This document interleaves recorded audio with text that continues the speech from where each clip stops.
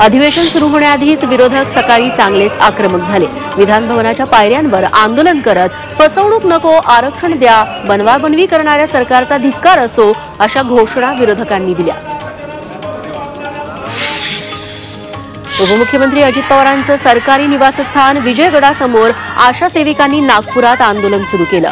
वाढीव मानधन, भाऊबीज देण्यासंदर्भात GR काढावा आणि त्याची अंमलबजावणी करावी अशी मागणी करत आशा सेविकांनी घोषणाबाजी केली। मागण्या पूर्ण होईपर्यंत आंदोलन मागे घेणार नसल्याची भूमिका आंदोलक सेविकांनी घेतली।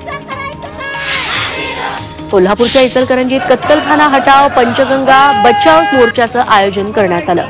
कत्तलखान्यातील सांडपाणी विना प्रक्रिया तसंच ओढ्यात सोडलं जातंय असा आरोप हिंदुत्ववादी संघटनांनी केलाय। पाण्यात विषारी घटक असल्यानं नागरिकांच्या आरोग्याला धोका निर्माण झाल्याचा दावा त्यांनी केला।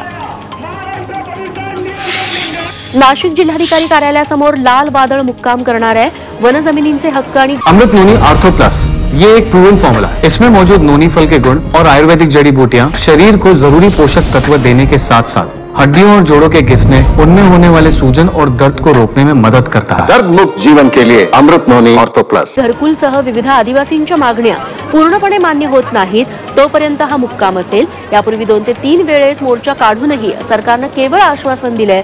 त्यामुळे माजी आमदार जीवा पांडू गावित यांच्या नेतृत्वात लाल बावट्याचं हे वादळ नाशिकमध्ये ठाण मांडू नये।